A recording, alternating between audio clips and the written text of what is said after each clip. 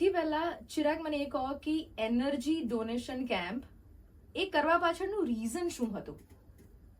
Okay, તો generally આપણે જોતા હોઈએ છીએ કે સમર ટાઈમમાં એસી નું કન્ઝમ્પશન એટલું વધી જતું હોય છે, રાઈટ, એના કારણે અર્બન એરિયામાં એનર્જી ડિમાન્ડ ઓલમોસ્ટ 50% અપ જતી રહેતી હોય છે અને એની સીધી અસર રૂરલ એરિયામાં આવતી હોય છે. રાઈટ, તો એના કારણે જે વિલેજમાં રહેતા લોકો હોય છે કે જે લોકોનું પ્રોડક્ટિવિટી, એ લોકોનું એજ્યુકેશન, એ લોકોની હેલ્થ, ઘણી બધી વસ્તુઓ અફેક્ટ થતી હોય છે ફ્રીક્વન્ટ પાવર કટ્સના કારણે. રાઈટ, હવે એસી એક એવી વસ્તુ છે કે જે બહુ જ પાવર લે છે. ઓલમોસ્ટ તમારા રેસિડેન્સમાંથી 70% કન્ઝમ્પશન એસી નું હોય છે, પણ એની સાથે સાથે એમાં વેસ્ટ પણ એટલો જ થતો હોય છે. રાઈટ, તો અમને થયું કે હવે આજની તારીખમાં આપણે એસી યુઝ કરવાનું તો બંધ કરી નહીં શકીએ, પણ બેટર કે આપણે એને સારી રીતે જો યુઝ કરીએ તો પહેલા આપણો ફાયદો પહેલા થશે અને Right. એ ફાયદો ઇમિડિયેટલી કોઈને ટ્રાન્સફર થઈ શકશે.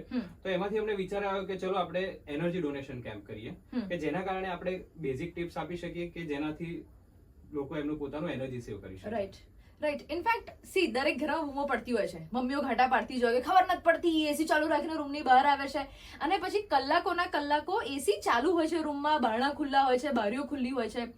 સો એનર્જીનો વેસ્ટ અગેન. સો કેવી રીતે આ એનર્જી સેવ કરી શકાય? બે બહુ નાની જ ટિપ્સ. હા. પહેલી વસ્તુ કે જ્યારે તમે એસી યુઝ કરો તમારા કર્ટેન ક્લોઝ રાખો. ઓકે, એનાથી ઓલમોસ્ટ તમે 10 to 15% એનર્જી સેવ કરી શકો છો. ઓકે, અને બીજી ઇમ્પોર્ટન્ટ વાત કે જે તમારો એસી નો ઇન્ડોર યુનિટ હોય છે કે જેની અંદર એક ઉપર ફિલ્ટર હોય છે, જે તમે ઘણીવાર જોયું હશે કે સર્વિસ વાળા આવે ત્યારે એ પહેલા ક્લીન કરે અને વોશ કરવા જાય, રાઈટ, રાઈટ, તો એ તમે જાતે પણ કરી શકો. જો એ તમે 25 થી 30 દિવસના ઇન્ટરવલમાં તમે ક્લીન કરતા રહો તો એના કારણે ઓલમોસ્ટ 15% એનર્જી વધારે તમે સેવ કરી શકો. ઓકે. તો આ જસ્ટ બે નાના સ્ટેપ્સ થી તમે 20-25% એનર્જી તમે સેવ કરી શકો છો અને આ ઇમિડિયેટલી બીજાને કોઈને યુઝ થશે. રાઈટ.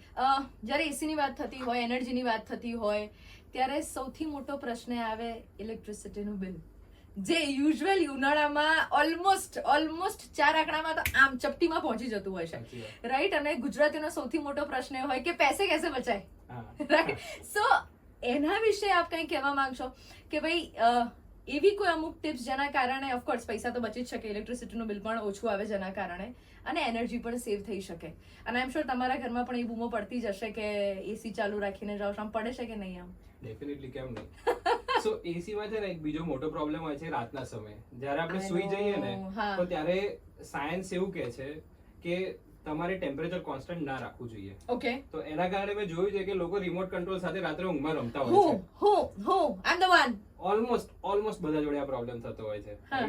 સો એવા ઘણા ટેકનિક્સ છે, ટેકનોલોજી તમે યુઝ કરીને તમારું નાઇટ ટેમ્પરેચર તમે જો પ્રોપર કરો, અને બ્યુરો ઓફ એનર્જી એફિશિયન્સી એવું કહે છે કે જો તમે 1 ડિગ્રી ટેમ્પરેચર અપ કરો, 24 માંથી જો હું 25 પણ કરું ને તો મને 6% એનર્જી સેવ થાય છે. રાઈટ. સો Okay. સાયન્સ પ્રમાણે એવું છે કે ફોર એક્ઝામ્પલ તમને ઊંઘતી વખતે 24 ની રિક્વાયરમેન્ટ છે, તો સવારે સારી રીતે ઉઠવા માટે 27-28 ટેમ્પરેચર હોય જો તમારા રૂમનું, તો તમે એકદમ સારી રીતે ઉઠી શકો તમે હા. અને તમારો દિવસ બહુ સારો જાય. રાઈટ, સો હવે જસ્ટ ઇમેજિન કરો કે 3 થી 4 ડિગ્રીના ઇન્ક્રીમેન્ટથી હું સારી રીતે સૂઈ શકું, રાઈટ, રાત્રે મારી રિમોટ સાથેની રમત જતી રહે અને મારું ઓલમોસ્ટ 25-30% એડિશનલ બિલ બચી પણ શકે. Right, right, right. તો આ હેક્સથી તમે આરામથી તમે એનર્જી સેવ કરી શકો છો અને ડેફિનેટલી ડોનેટ ઓટોમેટિક થઈ જશે કોઈને. એબ્સોલ્યુટલી. અને જ્યારે એનર્જી ડોનેશન વિશે વાત કરતા હોઈએ તો એ પણ પૂછીશ કે ઇન્ડિયામાં પહેલી વખત આ કોન્સેપ્ટ તમે લઈને આવ્યા છો, કેવો રહ્યો રિસ્પોન્સ? લોકો આવીને કેવા પ્રશ્નો પૂછે? યુઝ્યુઅલી એવું થતું હોય કે ભાઈ બ્લડ ડોનેશન હોય તો ત્યાં જાય, એકાદું ફોર્મ ભરવાનું હોય અને પછી તમારું બ્લડ ગ્રુપ જે હોય એ ટેસ્ટ કરવામાં આવે ને પછી આગળની પ્રોસેસ થતી હોય. સો અમે એનર્જી તમે ચેક કરી. તો અમારી બી એક શરત હતી હા. કે કોણ એનર્જી ડોનેટ કરી શકે.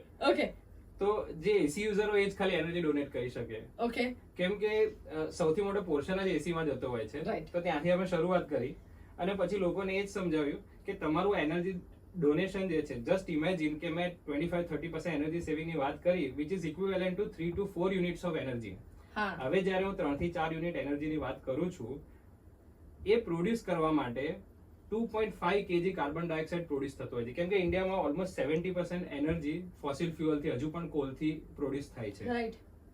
એક મેચ્યોર ટ્રી આખા દિવસમાં ખાલી 60 ગ્રામ કાર્બન ડાયોક્સાઇડ એબ્સોર્બ કરી શકે છે, ઓહ, જ્યારે તમારું saving 2.5 kg carbon dioxide absorb કરી શકે છે, ઓછું કરી શકે છે, which is equivalent to 40 mature tree. Vav.